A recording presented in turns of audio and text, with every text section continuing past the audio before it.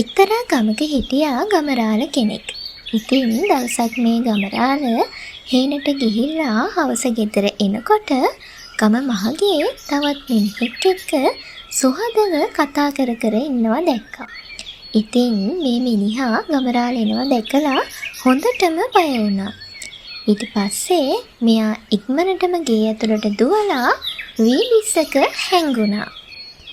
ගමරාල ගේ ඇතුළට ඇවිල්ලා සැකෙන් වටපිට බැලුවා. මොකද මේ දොරවල් වහගෙන?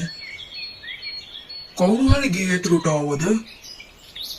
අනේ නෑ ගමරාල, මම මේ වේදිස්සේ ඉන්න වීලිස්සට අධිපති දෙවියොත් එක්ක කතා කර කර හිටියේ. අද දේව ආශිර්වාද ලැබෙන දවසක්.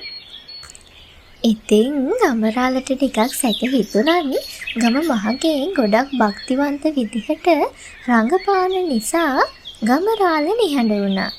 ගම මහගේ තවදුරටත් මෙහෙම කිව්වා. මේ ගමරාල, දෙවියෝ කිව්වා අද රැට දෙවියන්ට පූජාවක් දෙන්නයි කියලා.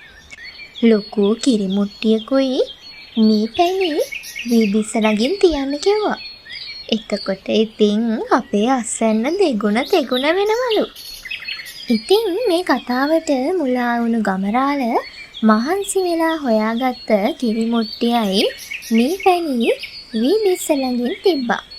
ගමරාල නින්දට ගිය වෙලාවේ වීදිස්ස ඇතුළේ හිටපු මිනිහා කිරි මුට්ටිය කාලා මී පැණි ටිකක් දීලා ගම මහගේ එක්කන් පැනලා ගියා.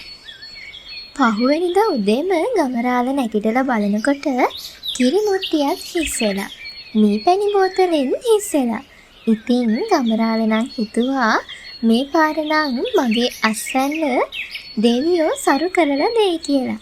හැබැයි ඉතින් ගමරාල නම් දැනගෙන ඉඳියේ නැහැ මේ වෙනකොටම ගම මහගේ නම් ගෙදර නෑයි කියලා.